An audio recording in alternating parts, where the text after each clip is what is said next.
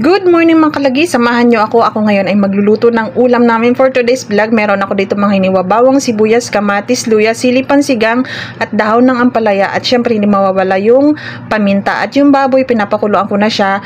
Isinama ko na pala yung munggo para sabay silang lumambot. Yung ginamit ko palang baboy dyan, yung pata, para mas malasa. Meron kasing taba, meron laman at merong buto. Mas malasa siya kung yan ang gagamitin nyo. Pero depende na lang yan sa inyo kung anong meron kayo dyan, pwede na rin.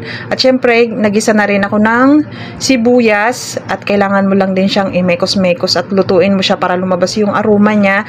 At syempre, pinagsama-sama ko na yung kamatis, tsaka bawang. Ayan, nabubulol-bulol naman ako. At kailangan mo lang siyang durugin ng maayos o maluto para lumabas yung aroma niya.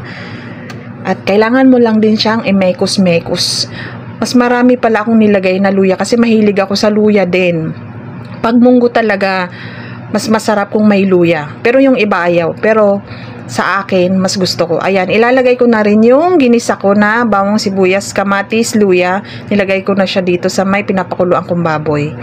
Tsaka yung munggo. At gusto ko rin pala sa munggo, maraming sabaw.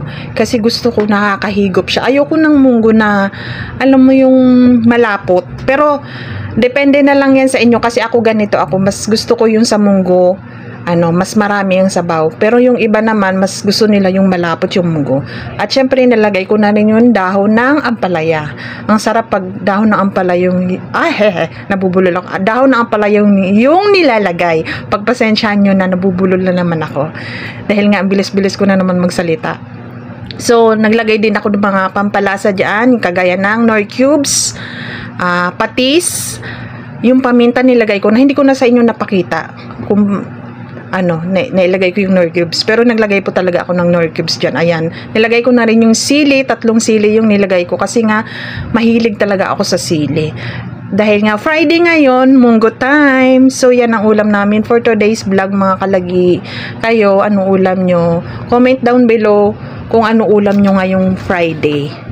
So, hanggang dito na lang ang aking video. Thank you for watching. Ay, ito pala. Naglagay din pala ako ng chicharon, muntikan ko na makalimutan. Ayan, maraming chicharon, mas masarap. Pinatay ko na yung apoy niyan kasi madali lang naman yan para hindi siya ganun ka overcook yung chicharon. So yan, muntikan ko na makalimutan ang chicharon. Thank you for watching. Bye.